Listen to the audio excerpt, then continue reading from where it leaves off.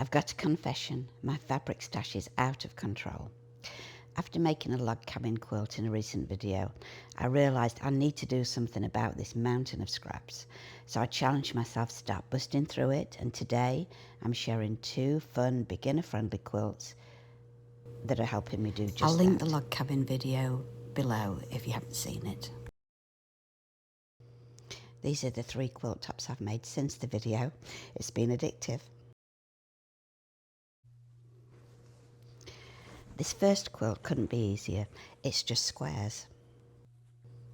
I showed in the log cabin video how I keep a pile of squares next to the machine, and each time I finish a row of sewing, I sew one of the squares instead of using a little bumper. Now I'm using those. After sewing all these 2.5-inch squares together, instead of a little bumper or scrap fabric, I had a whole pile of sets like this, 2 of the squares sewn together. So the next thing that I did was just divide them up, make sure none were the same, and sew this into a strip of 4.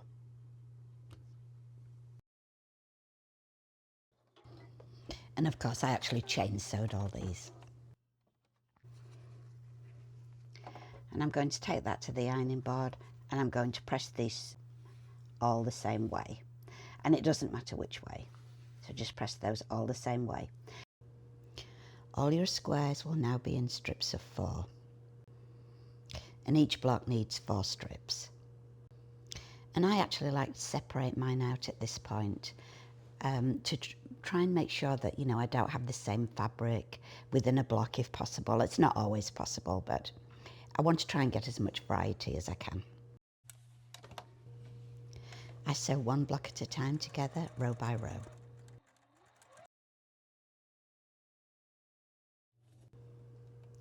And you'll see I'm still sewing squares together instead of a little bumper or scrap piece.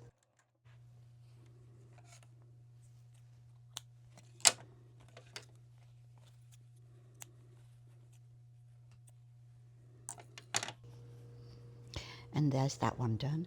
I like to do it row by row because then I can make sure the squares are turned the right way so I can nest the seams.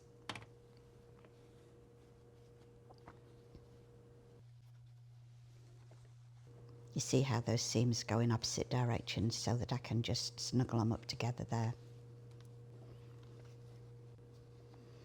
And if it happened they weren't pressed the right way, all I have to do is turn that whole strip around and it'll be right.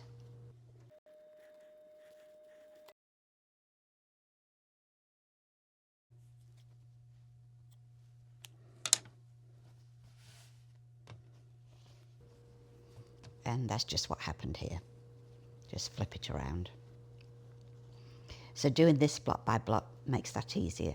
And if those seams are nested and everything meets up nicely, it just makes a neater, flatter block.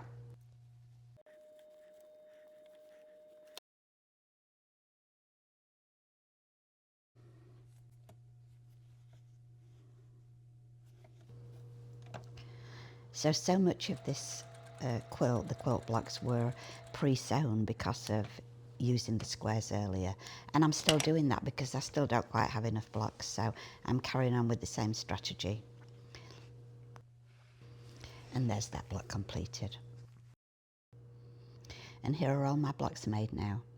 I have 18 of them, and each one is 8.5 inches square. My original plan was, I have this great fabric here, and I bought this on a whim because obviously it's Sashiko patterns and I've never used it, and I think the reason I've never used it is, much as I like it, because if I'm going to put Sashiko in something, really I'll do the Sashiko. So I suppose I could do Sashiko over these lines, but there doesn't seem to be very much point in that.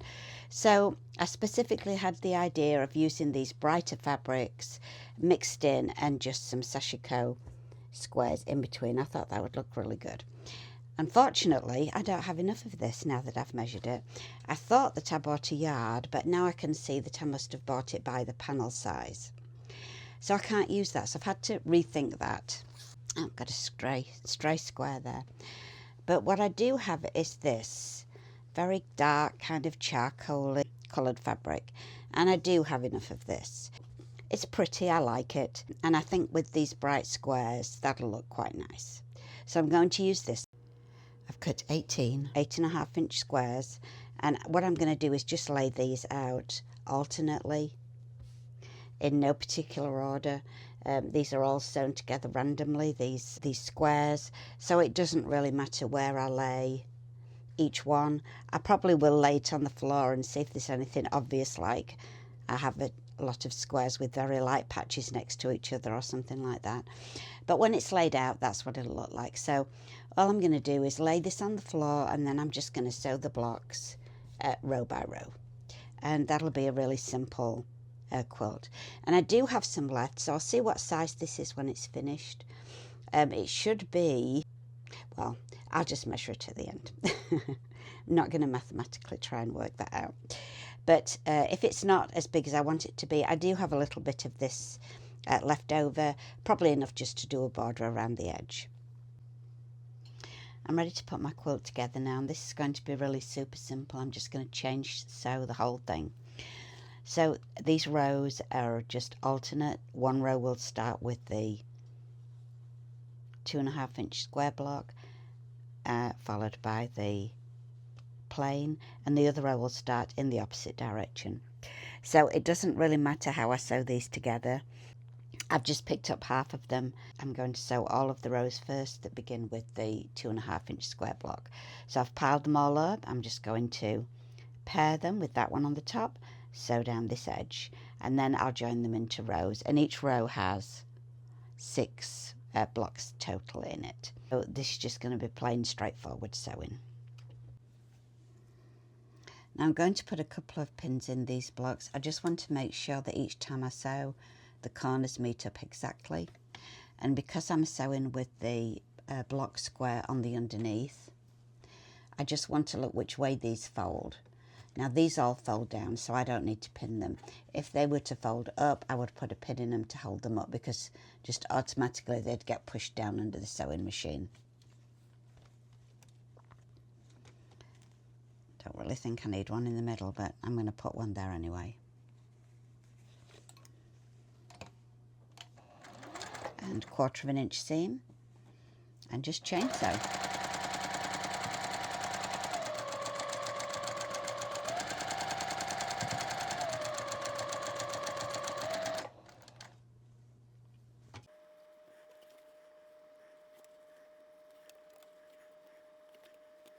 So I'm putting extra pins in this one because on this one these seams do all face upwards.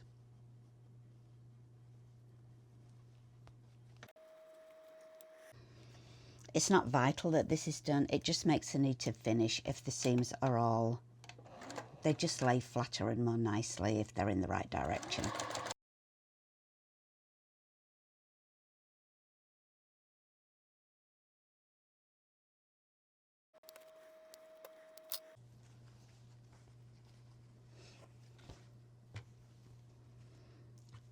And then each time I sew 3, I'm just going to cut them off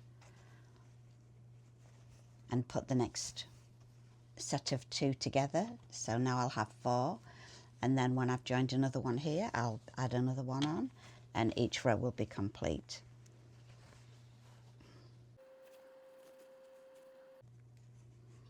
And I don't even have to do this way. I could just chain sew the whole lot and then put them into sets of 3. It's just whichever way you want to do it.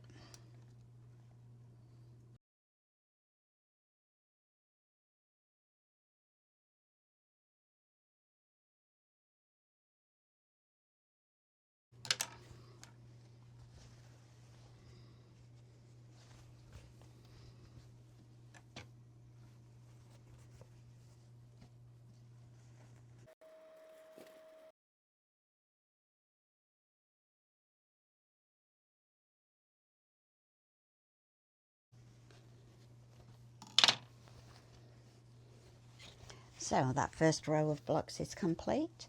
I can put it over on the ironing board and continue sewing these next lot of blocks. So that's half of the strips made. I'm just going to continue on now. These are ready for pressing. I'm going to do the other half.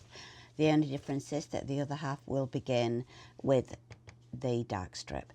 And so of course you could do these all at once because this is non-directional fabric. So that means if I'd done them all at the same time, all I would have had to do was just turn it the other way around. So either way, if you've got non-directional fabric, you can do them all at once. My blocks are sewn together and I've laid them roughly on the floor in rows the way they'll be sewn together. Now I'm going to sew them together in pairs. So I'm going to fold this top one down and pin it to the second one. I'm just going to pin them all the way along.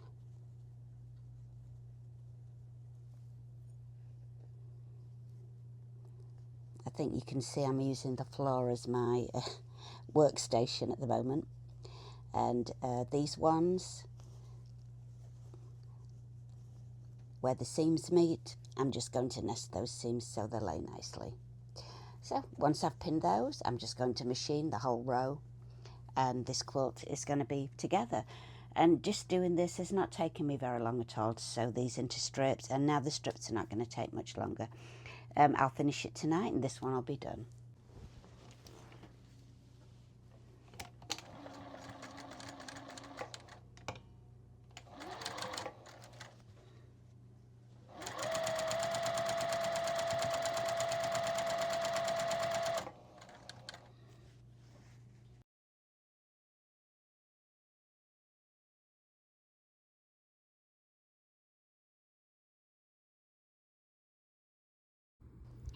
If only I could sew that quickly, really. Here's the quilt top done. I did add a narrow border around the edge, just because I think it encloses it and makes it look better. Okay, for the next scrap buster quilt here, I'm going to show you something a little bit different. I have the usual suspects here. Oh, that's quite a big piece, actually. Probably won't use that yet. Lots of scraps. So you would think I would be getting to the end of these scraps, wouldn't you? But you'd be horrified to see how many I've got left. I'm horrified at the thought. So we're going to try and use some more of these up today. We're going to use random width strips. You don't need to measure or match. It's just grab and go. So this is great if you love sewing but don't like precision cutting. And what I have here is some papers, and I'm going to make all these with the paper backing. It's not paper piecing. The paper backing is just a guide to help me keep these diagonal lines straight. So I've cut these. They're 8.5 inches, and they're just backs of scrap paper. And the reason that they're 8.5 inches is only because this is printer paper, and you know it's 8.5 inches wide. I want it to be square, so I just cut it 8.5 inches square. And the one thing I'm going to do with this is fold each one in half. You could just draw a line corner to corner, diagonal line, but folding it in half just gives me the same thing, because all I want is a central guideline, and I'm just going to use that to start my diagonal, and then I'll be sewing outwards from each side. And the idea is that that will keep my diagonals more in a straight line. We'll see how it goes. And then I'm going to dig into my box of scraps. I'm going to take out, here's one. Let's see, no. For the centre, you want one that's long enough to cover the whole, here's one. So this one will cover the whole length. So for this first one, first of all, I'm going to check each one that it's actually got straight edges, which I'm just laying it on my cutting mat there, and that one does. So I can lay this one on there and match it to the centre line. Now at the end you're going to trim to the edges of this paper, and you do want to make sure that this hangs off slightly off the end of the piece of paper. The other thing I'm going to do before I sew this is I'm actually going to press. And because these scraps are in this screwed up mess in this bag, probably each one is going to want to be ironed before I try to sew it on there. So I've got my iron set up. This will be for my first strip, so I'm going to just get some scissors.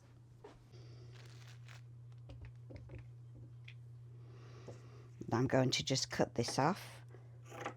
making sure that it's big enough. And then I'm going to find the next piece that I'm going to sew on. So that centre piece, a bit like paper piecing, does stay flat.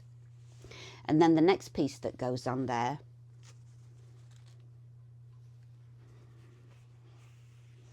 let's use this piece. I'll be putting, oh, that's actually a selvage. So in a minute, I'm going to cut that selvage edge off. So let's just show it this way around. So again, I'll make sure the edge is straight, and then I'll lay it so the right sides are together. Cut it off. All right, so before I do anything else, I'm going to cut the selvage off that, make sure I iron them, and then I'll bring it back and show you how I sew it together. So I've put my scrap bag on the floor to make it give me a bit more space here.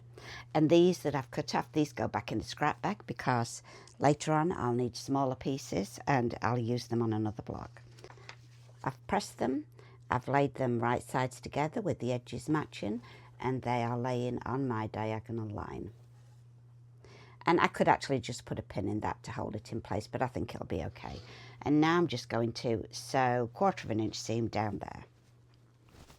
What makes this take so long is all the checking that the strips are nice and level sides. If these sides are not straight, this is not going to work. It doesn't matter what size strips you use. You can use thin or thick. None of that makes a difference. Just adds to the charm when it's put together.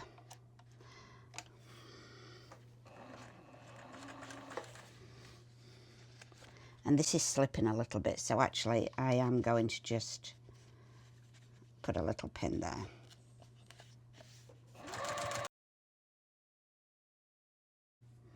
Now you do want to use quite a small stitch when you're doing this because later on you'll tear this paper out. That'll make the paper tear out more easily.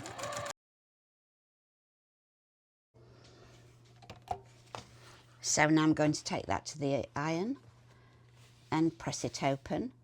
Then I'll take the next strip and put it here.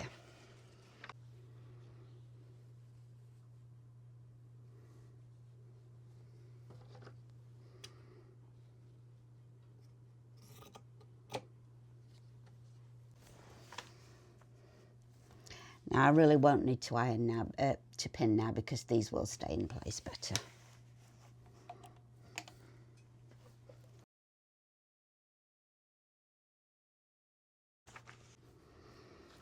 The other thing that makes this take longer is you have to keep stopping and ironing.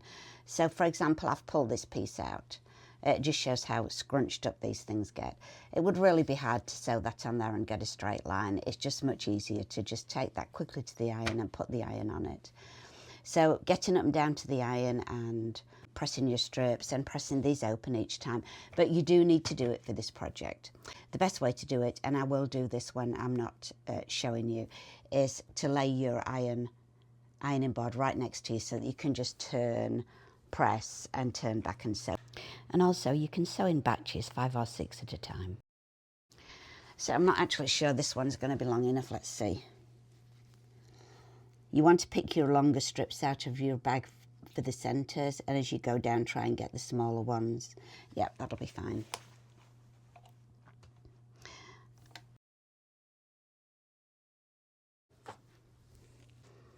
And now I just need a strip for the corner. I was going to see if this square would go on there, but it's too small.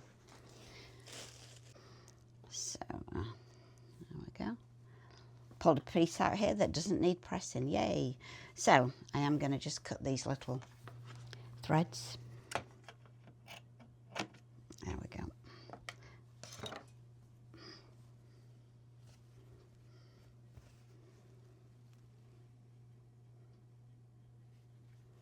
A little bit wider strip for these corners is sometimes a good idea.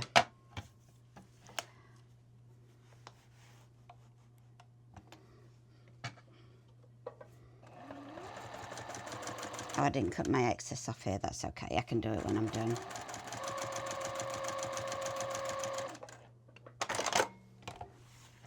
Okay, I'm just just going to press that open. These will be trimmed properly later. I'm just getting rid of the extra here.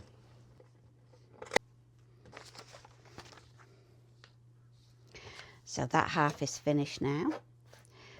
Later on, these will be trimmed off and it'll be a nice neat square, 8-inch square.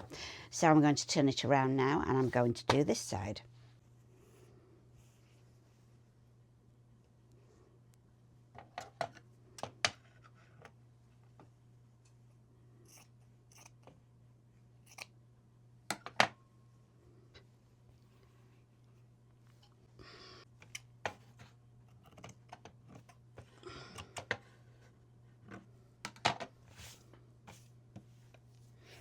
I don't know if you can tell by looking at this, there's actually a seam in this piece here, and that's perfectly okay.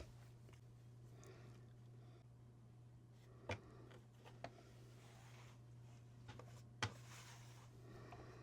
did cut that one a little tight, but it's big enough. You do really want to try and leave yourself a little bit of extra leeway, because if you don't, when you fold it over, you may find that it's too short. But yeah, I was lucky there, that one is okay.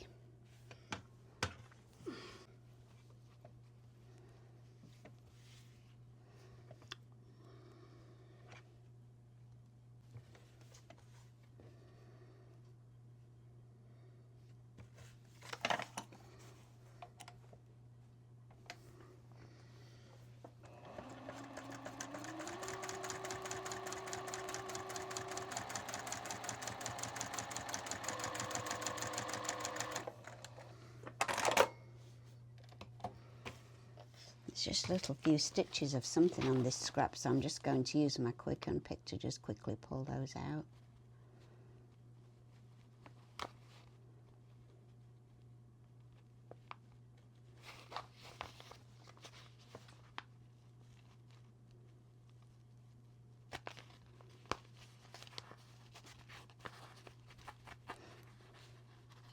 Okay, so that block's finished now.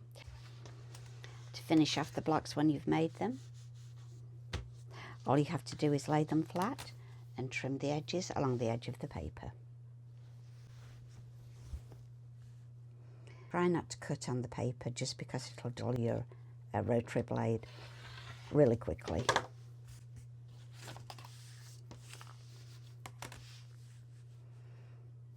Sewing through paper also makes your machine needle go blunt.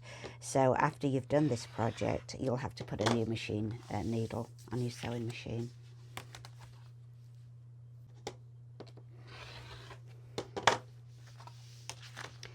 Now when you get started doing this, you'll actually do this in block. I usually make these in batches of 5 or 6, so that I'm not getting up and down to the iron and everything and checking everything as often.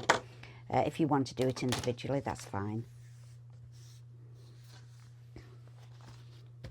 So that's to size now, and I have a really small stitch on my sewing machine, and now this paper will just tear off. And again, I usually just do this all at once. I'll probably take it while I'm watching TV or something and tear this whole pile of strips off. With a small stitch, it does tear pretty easily. Now this is printer paper. You can use any kind of paper. I just happen to have a lot of waste of this from printing, so good way to use waste up.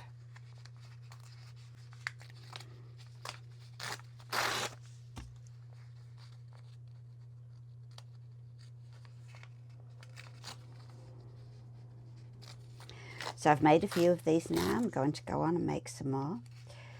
When I've finished them all, I'll lay it out and show you how we're going to arrange these.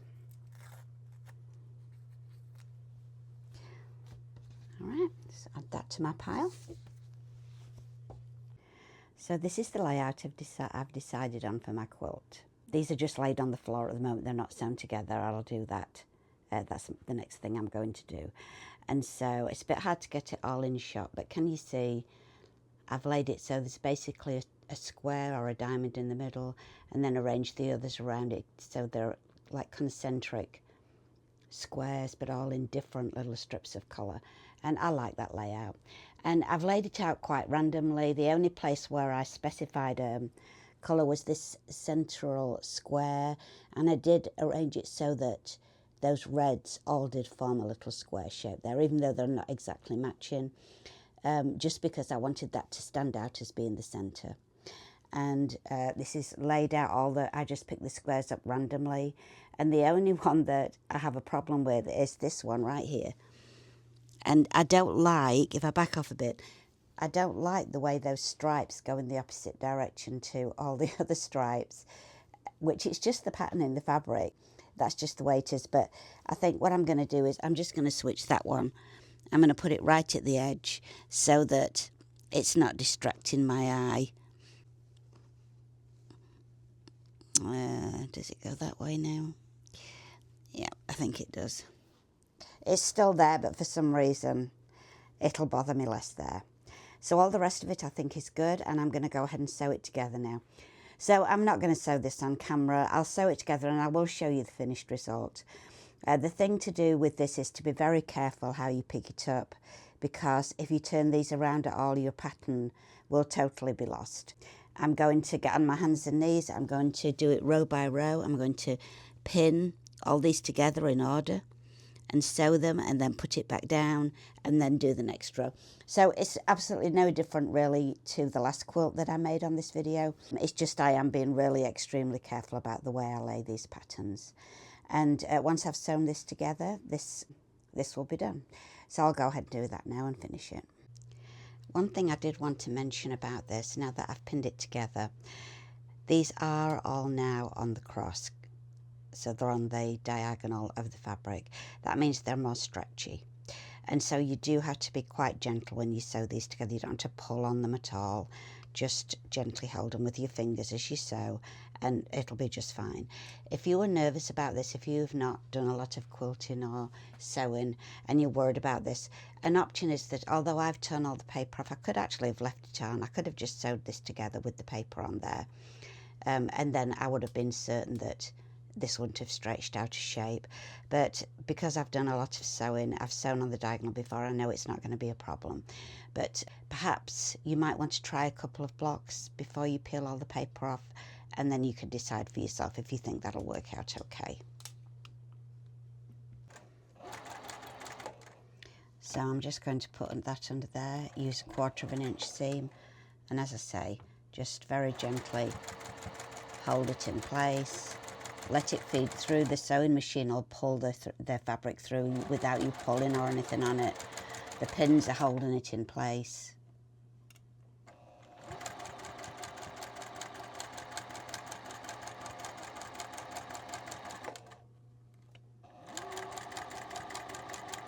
That's it. So it's done. No pulling, no wavy line there. That's fine. So I'll see you at the end of the video. This quilt's all put together now. I'm really pleased with that result. It's pretty startling and bright, isn't it? So I am going to put a border on this quilt actually, which I won't be showing you here because I need to get this video finished and out. I'm thinking black because I think this quilt doesn't need any more excitement to what it's already got. It does need a border though, because with the edges all being cross-grained, it'll be a little bit difficult to control if it doesn't have a border around it, keeping it nice and firmly placed. Are my scraps defeated? No, but I've made a big dent. Next, I'm planning the same quilt again in red, black and grey. I think it'll be stunning. Thanks for watching.